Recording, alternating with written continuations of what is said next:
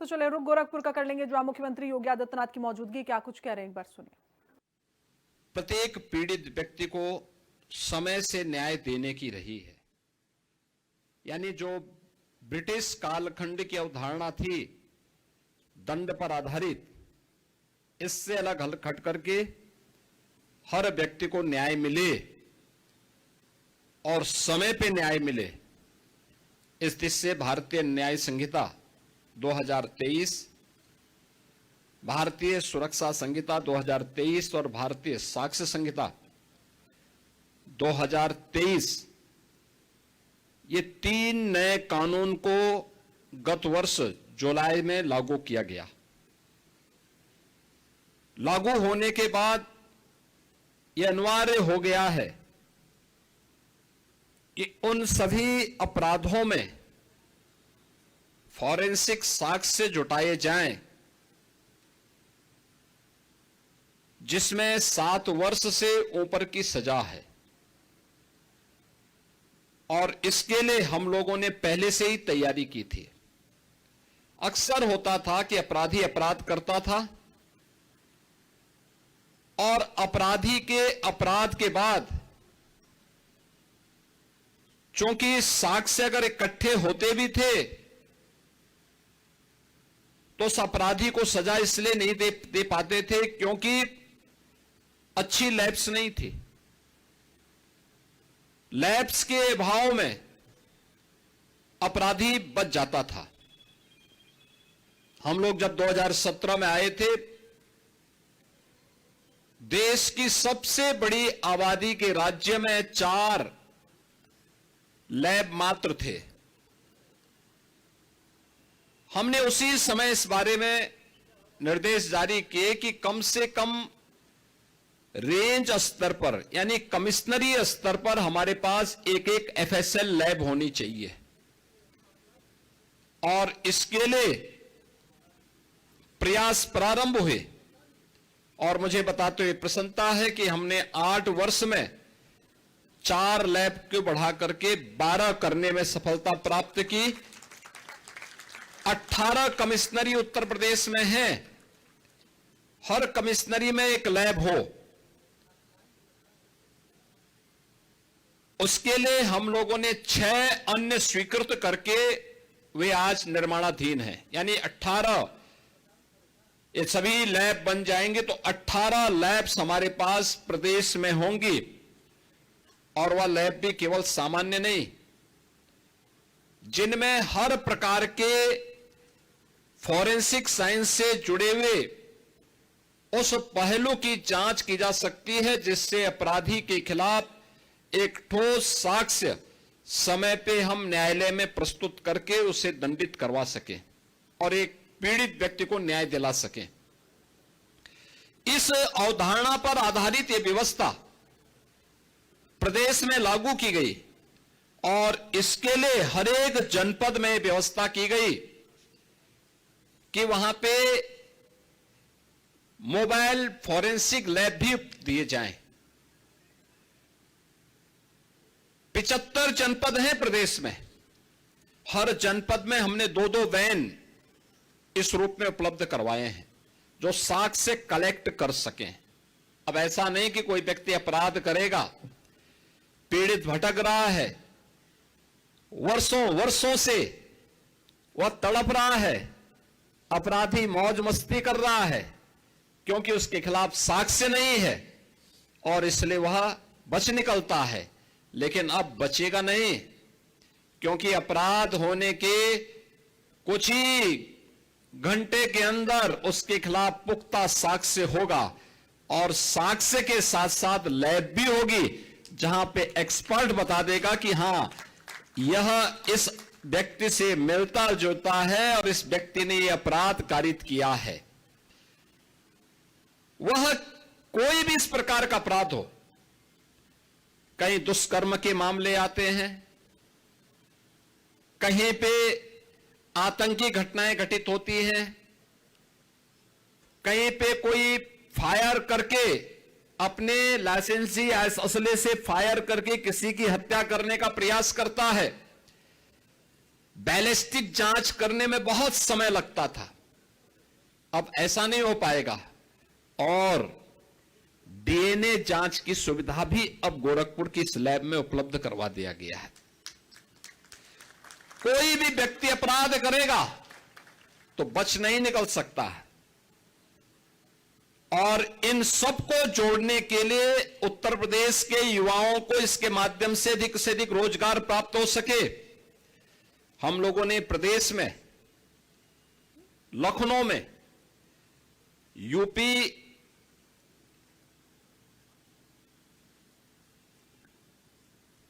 State forensic institute का गठन भी किया है।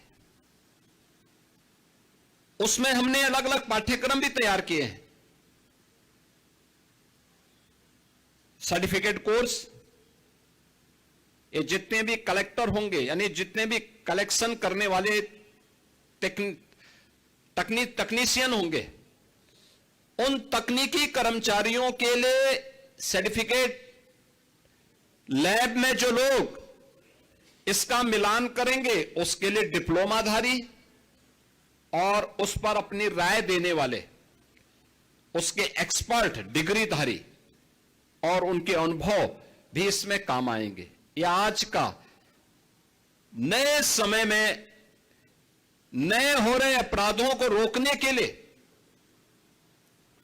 वैज्ञानिक साक्ष्य उपलब्ध करवाने की दिशा में तकनीक के माध्यम से अपराधी को समय पे सजा दिलाकर एक पीड़ित को न्याय दिलाने के लिए सरकार के द्वारा किए गए प्रयास का हिस्सा है।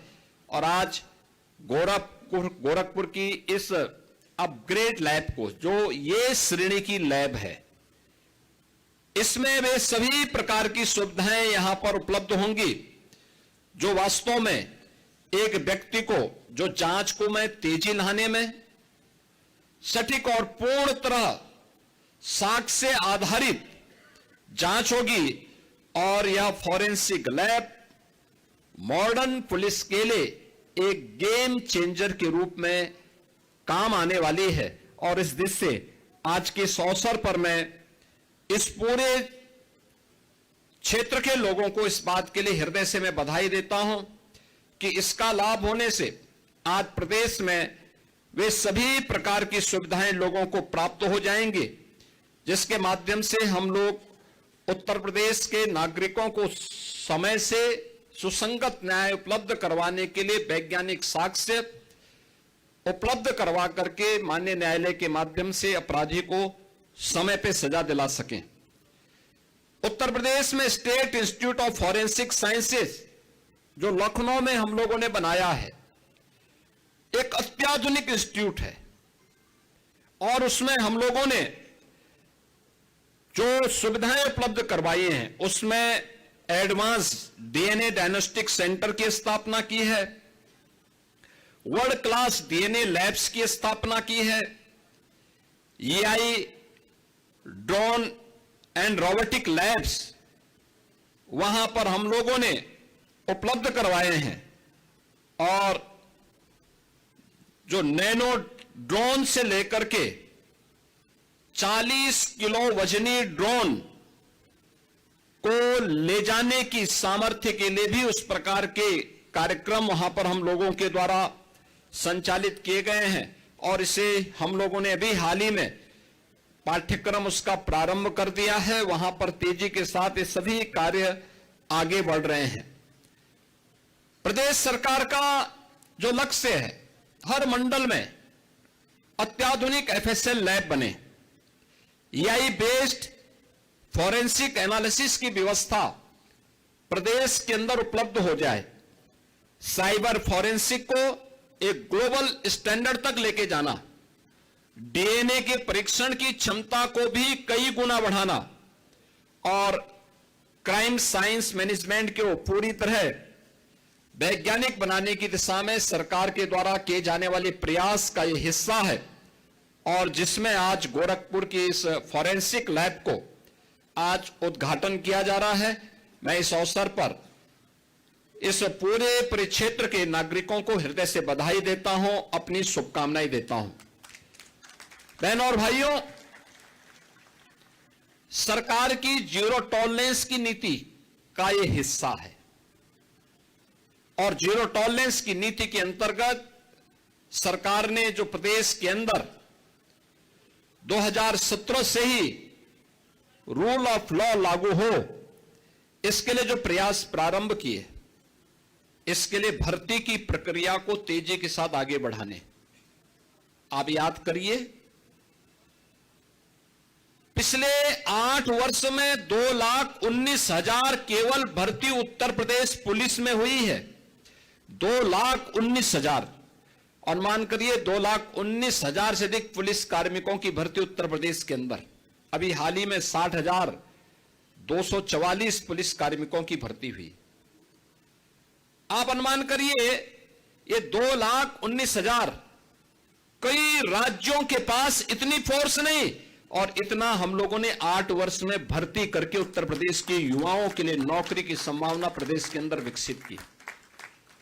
मुझे याद है 2017 में जब हम लोगों को पहली बार प्रदेश में हम लोगों को जब पुलिस की भर्ती करनी थी, तो ट्रेनिंग कहां हो, क्योंकि भर्ती एक औपचारिकता नहीं है, इसमें ट्रेनिंग भी आवश्यक है। कहां पे ट्रेनिंग हो, यह एक चैलेंज था। हमारे पास उस समय कुल क्षमता थी 6,000 पुलिस कार्मिकों की ट्रेनिंग की। और आज मुझे बताते हुए प्रसन्नता है कि उस समय हमें जब 30,000 की पहली भर्ती हम लोगों ने निकाली थी, तो ट्रेनिंग के लिए 2017 में हमें मिलिट्री के, पैरामिलिट्री के ट्रेनिंग सेंटर भी किराए पे लेने पड़े थे, और अन्य राज्यों के भी ट्रेनिंग सेंटर किराए पे लेने पड़े थे।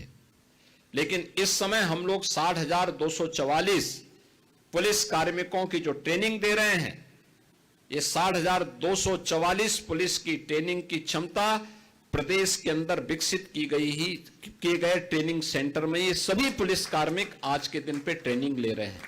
यानी ये हमारी क्षमता का विस्तार है कि जिस राज्य में 6,000 पुलिस कार्मिकों को ट्रेनिंग नहीं मिल पा रही थी, आज वहां पे 60,000, यानी हमने 8 वर्ष में इसकी क्षमता को 10 गुने से अधिक बढ़ा करके एक आधुनिक पुलिस के रूप में भी पुलिस के अंदर जो सुविधाएं उपलब्ध होनी चाहिए, केवल कार्य नहीं बल्कि उसके अनुरूप उनकी सुविधा हो। आज भी आप किसी सिटी में जाएंगे, किसी जनपद में जाएंगे, जो सबसे ऊंची बिल्डिंग होगी वह पुलिस के बैरक होंगे, पुलिस कार्मिकों की अवस्थापना सुविधा से जुड़ी हुई होंगी।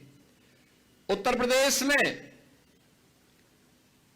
बहुत दिनों से मांग होती थी एक कार्य के लिए, और होती थी कि कमिश्नरेट सिस्टम प्रदेश के अंदर लागू हो।